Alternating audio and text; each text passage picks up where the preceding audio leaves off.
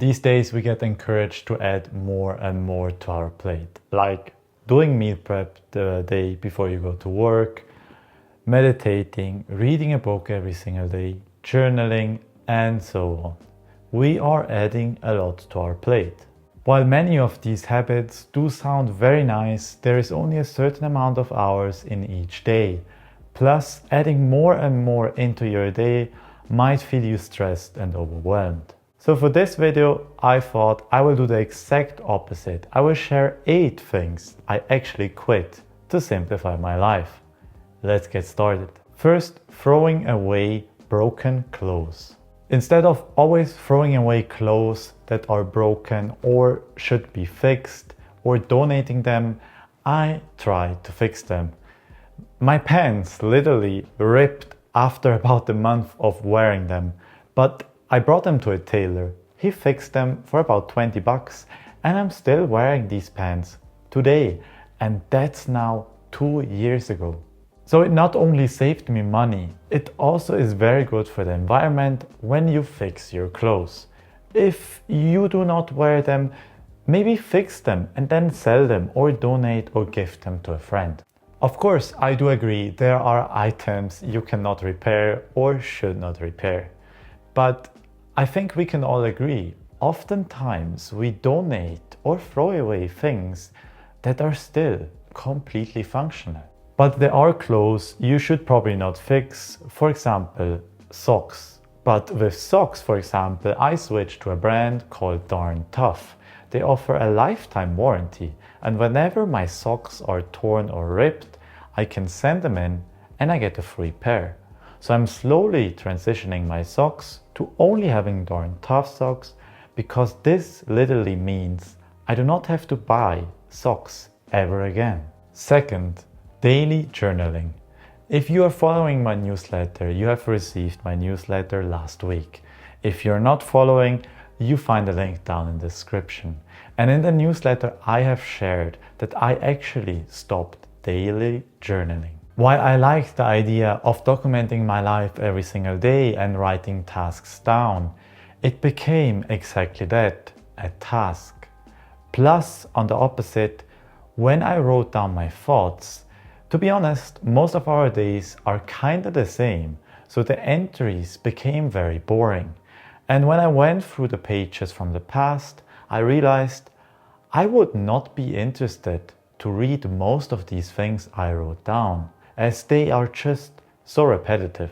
So what I did instead of making it a task, I just have my journal always with me, and whenever a thought arises, I can write it down or I can journal whenever I feel the need to, or something special happened that I want to remember. With that, journaling became a lot more enjoying for me, and the pages I fill up with words are actually meaningful. Third, constantly upgrading. I'm someone who loves technology. I wish I could buy every tech gadget out there and just try it out. I love technology. But it is the release of dopamine that I get when I buy a new item, which is completely normal, but this feeling will eventually fade.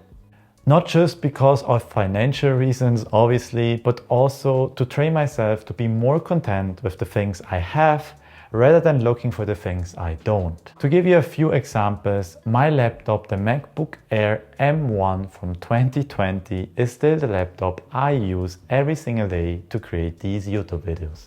Of course, there are better and faster options out there, but the laptop still does everything.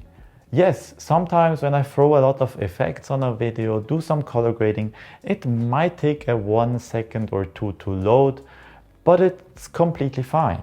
The laptop cost me back then 1,000 bucks, and it's been going on for 4 years. So the purchase, if you think about it, was quite cheap.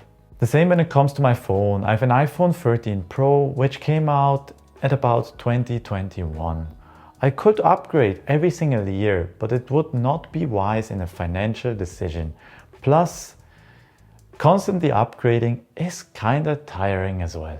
Number 4, time blocking. I have experimented with many productivity hacks and systems because I always feel the need that I need to improve.